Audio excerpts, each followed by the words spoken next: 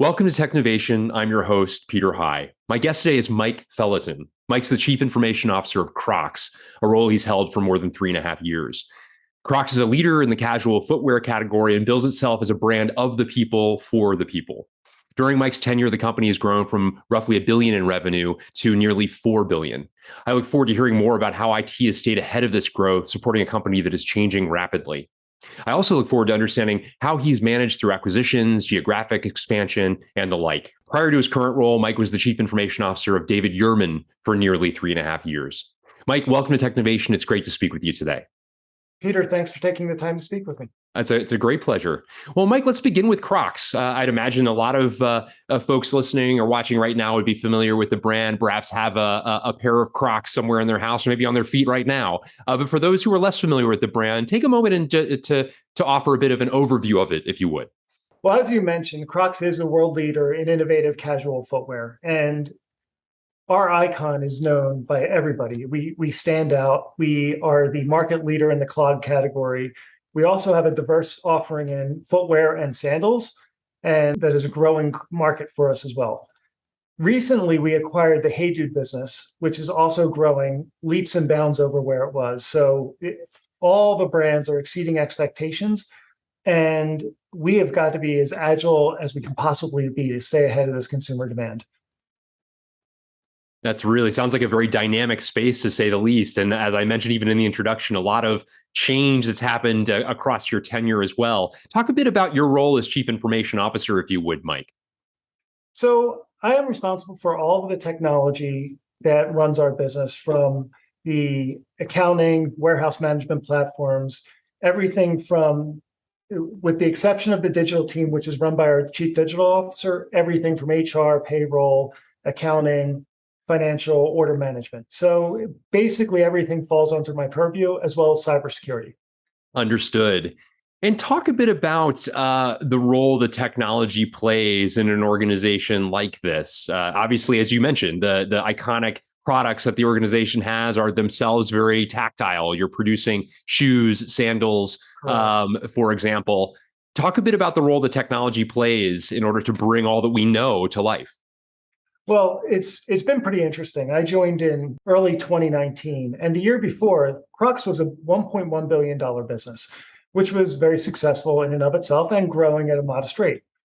Once 2019 hit, we went into the afterburners, and this business started exploding. We went from 1.1 to 1.2 to 1.4 to 2.3, and then to 2.6 billion. So if you take our 2019 to 2020 growth, we almost grew $1 billion.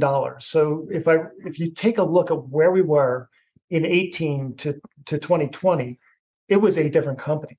The business has grown, the product portfolio was enhanced, our markets and collaborations and our partners were growing, and the business became much more agile. We were growing in China, we were growing in the US, we were growing in Europe, and we had to be as agile on the IT side to support that business growth. So the traditional days of IT and managing an ERP system shifted pretty dramatically at that time, coupled with the fact that COVID hit and the shift from working in an office to working remote and managing your data became a huge change for us. So over the past couple of years, Crocs has changed in the way that we work, in the product offerings that we have, in the businesses, in the countries where we do business, pretty dramatically. And just looking at us as a $1 billion company to now bumping up, when you take a look at the Crocs and HEYDUDE companies together, bumping up against $4 billion, with growth aspirations for the Crocs brand alone to grow to $5 billion by 2026 is pretty astounding.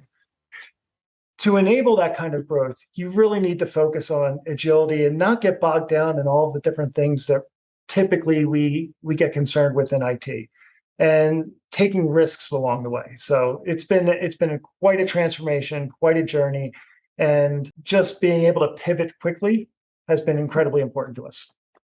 And talk about some of the levers at your disposal to facilitate and bring about that agility that you reference, Mike. What are some of the practices that you instituted in order to breathe life into that vision? So in 2019, we set a standard of everything that we build will be built on a secure foundation. From that, we embrace the cloud as much as possible. And we've moved all of our systems into the cloud. We have nothing on premise at this point. Then, as just a practice for the organization, the focus on delivery, the focus on making sure that you understand what the job is and getting it done on time, on budget.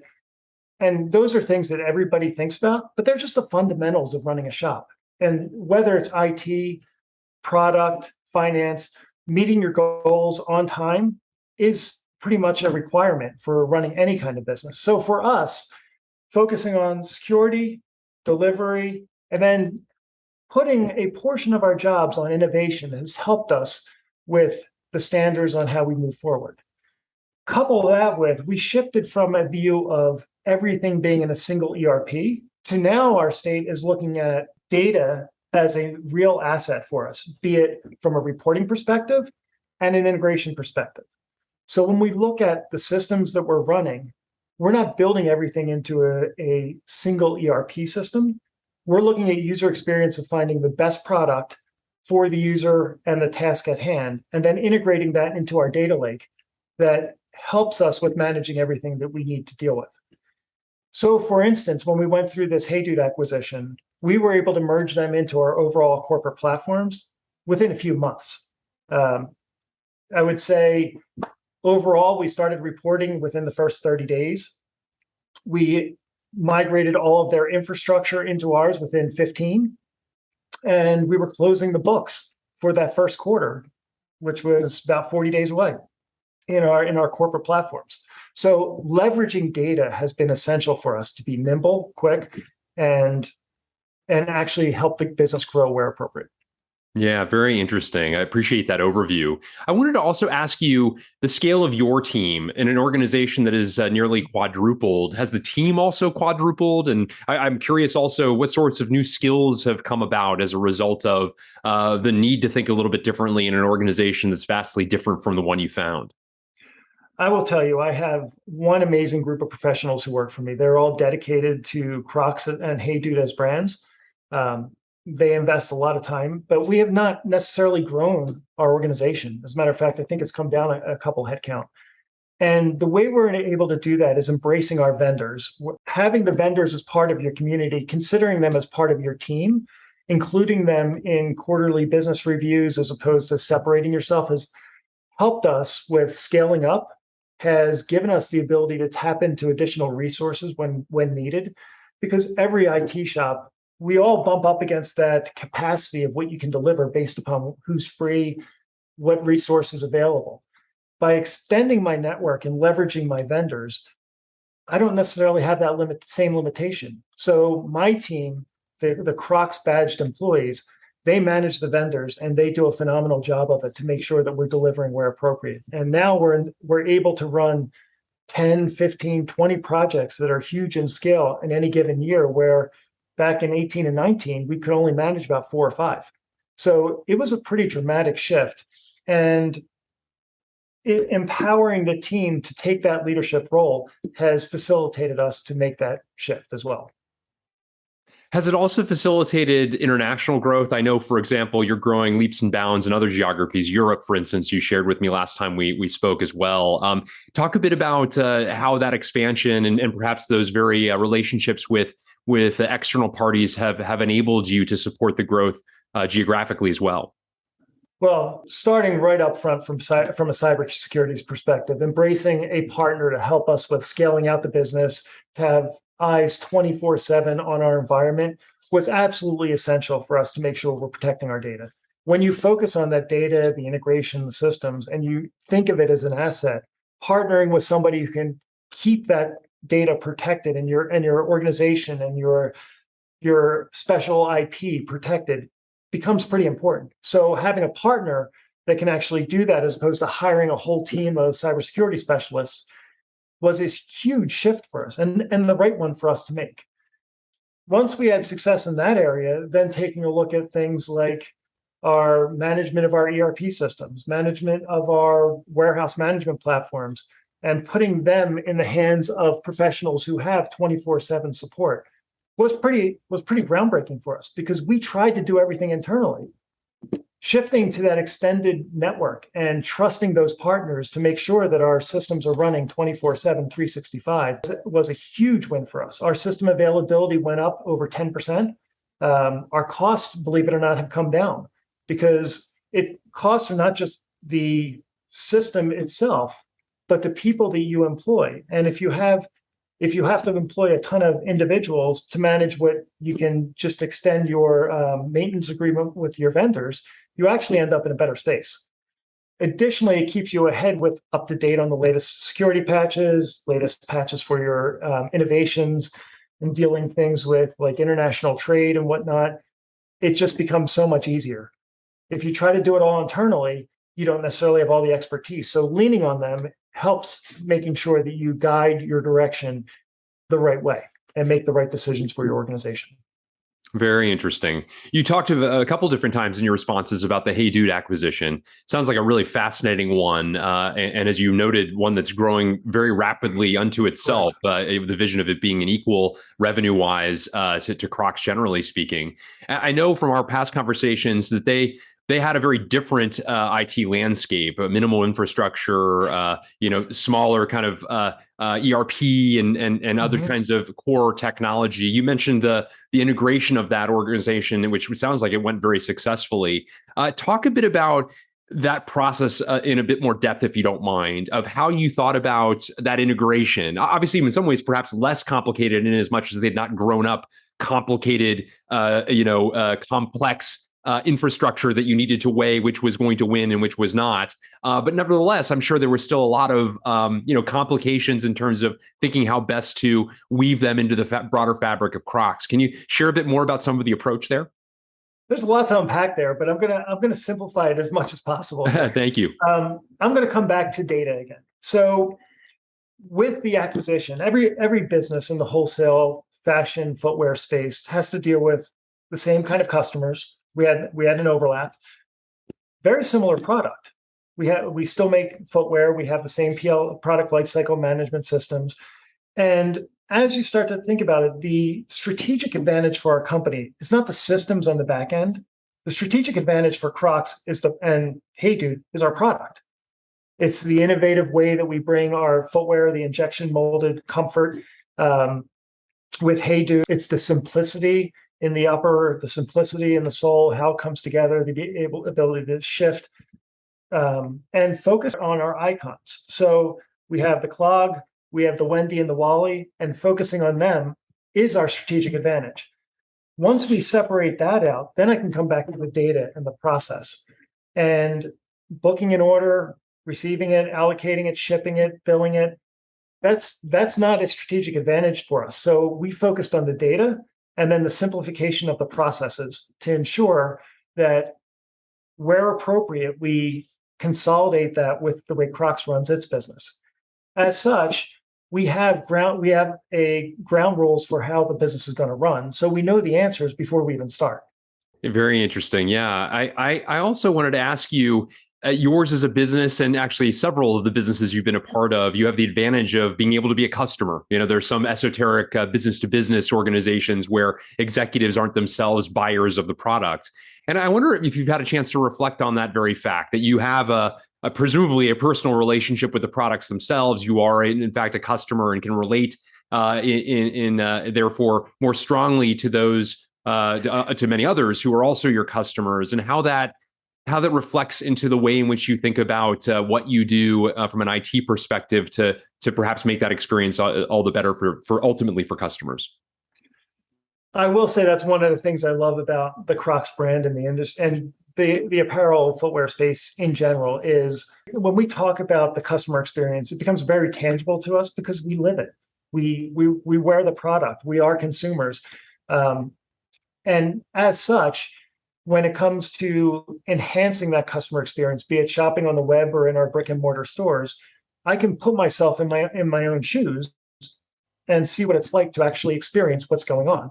And then as I take a look at every experience that I go through, figure out where to enhance it and where are the opportunities to do things a little bit different, to raise the bar.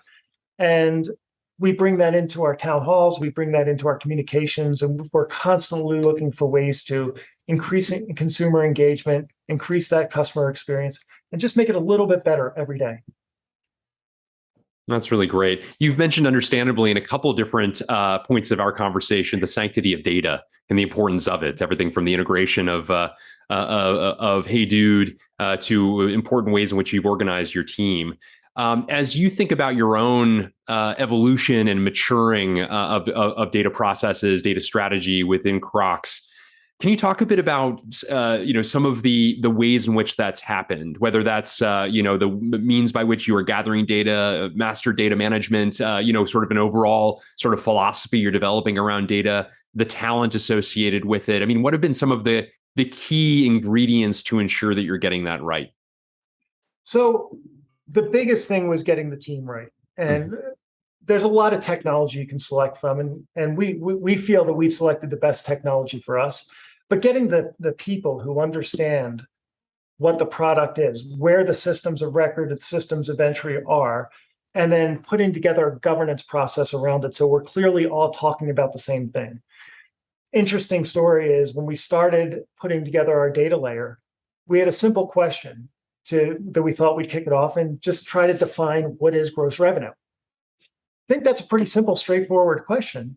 It took us 2 months to clearly define gross revenue as a metric. So as you go through and start to decompose all of your data elements and where it resides and what system it's in, once you crack that code, then everything else becomes easier. And then centralizing that data into one repository where people report on, which is our data layer, makes everything else so much easier because now we're all talking the same language.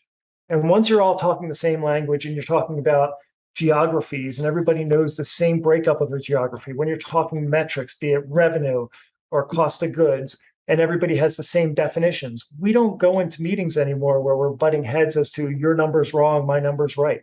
That's behind us, and we get right to the meat of the conversation. Additionally, we're able to make fact-based decisions on where we're going to make our investments, which is incredibly important. With the way that we're growing and things are scaling, we've talked about different warehouses and different operations opening up and figuring out how to set priorities. Traditionally, it used to be asking the business, what are the priorities and where are we moving for? Now we can actually take a look at what is the revenue opportunity tied to this initiative. And that's helping us make decisions as to where we invest our time and resource. Also a great overview. I appreciate you sharing that perspective, Mike. I wanted to ask you, as you look to the future, what are some trends that really excite you? What are some of the things that are beginning to make their way on your roadmap that you think are going to have that perhaps will be sort of difference makers for the organization? One of the key ones is machine learning and RPA, robotic processing. Coupling that information together and having systems automatically do things for you based on scenarios or metrics or key indicators are things that can really transform the way we work and enable the business to move faster. Additionally, in an area where those two technologies are a little more mature is in the cybersecurity space. A simple thing like noticing when when a brute force attack is hitting your organization and being able to shut that down before any of your employees have to get engaged is essential because we can cut it off before anything starts to explode. Taking those same learnings on machine learning and then applying it to what's happening in the supply chain and taking actions with customer orders and commitments and proactive communication measures is something that we're looking at. We're already dipping our toes in the water to see ways that we can employ those technologies. And there's a number of technologies who do it very well. I don't think there's any one solution that we're going to subscribe to wholeheartedly. We're probably going to take a couple of different things and see what works. And you know what? In the end, there's probably not going to be one set of end AI or RPA tools that we stick with. We're probably going to have an assortment of them because they all seem to do different things slightly better than, like some are better from the back end, some are better from the user experience side. And based upon the use case, you have to make your decision on that. Staying so stuck in a one solution, and that's all we're going to use as an organization, for us would be limiting. Opening up and saying we're going to, within reason, obviously, and tolerance and putting some governance around it, opening it up gets everybody engaged. And it's not just the IT department making the decision on what technologies we're going to employ. Then I'm getting ideas from everybody throughout the entire business to find ways to plug in and automate and make their job simpler, which as a result makes this company more efficient. Yeah, very, very interesting points you raised there. I wanted to ask you here at the close also, Mike, I mentioned in the introduction, you're a chief information officer multiple times over, have been in the tech world for quite some time. And I wonder if there are any sort of secrets to your success and your rise within the corporate structure to roles of executive responsibility now multiple times over. If you were to offer advice to your younger self, or maybe to younger members of your team who might wish to walk in your footsteps to a chief information officer role or something like it, what are some of the things that have been as I say, the difference makers along the way for you? I really believe that relationships are the most important thing in anybody's success. As I reflect back on my career, there's a lot of putting yourself in somebody else's shoes to help make your decisions. And when you're looking at things that may be difficult or seem like they're changing or they're irrational decisions, try to put yourself in your own shoes and in their shoes and figure out what they're going through. Because then once you look at it from their perspective, you bring different solutions and you have an understanding for what you're trying to solve. A perfect instance for us is we opened a distribution center in Ohio that we thought was going to service the business through 25. We outgrew that distribution center in 1 year. And then we opened another facility, and we outgrew the two facilities together. And then we expanded it to another, which is opening next month. So we've gone from 525,000 square feet in Ohio to north of 2.2 million in just 3 years. If I were to look at this from a network architecture perspective, my team can start to get frustrated and they can think about it as to why aren't we planning, what's happening, how do we not make good decisions up front? But if you have some compassion and look at it from the people in the distribution and logistics space and sitting in their seat and think about it from the standpoint of we were 1.1 billion. In 2 years, we grew to 2.3 billion. And growing to 5 billion, you start to just shift your context and think of the way that they're running their business slightly different. And if we're going to get to 5 billion, what we're running now might even double from here, or probably should. So their expanding network is just keeping up with the demand. And these are all good problems to have. But if you don't take the time to look at it from somebody else's perspective and help them achieve their goals, then you're going to lose as an organization and as an individual in your own career. When you can all get in the boat together and everybody's all rowing in the same direction, your corporation wins, your organization wins. And honestly, that's when I enjoy my job the most. Well, a great perspective indeed, Mike. I really appreciate you sharing a bit about your career path, the exciting journey you've been on at Crocs, the remarkable growth that you've been a part of and helped drive, and some of the methods you're using in order to ensure that you and your team stay on top of that growth and ahead of it, in fact. It's been a great conversation. Thank you so much. Thank you, Peter.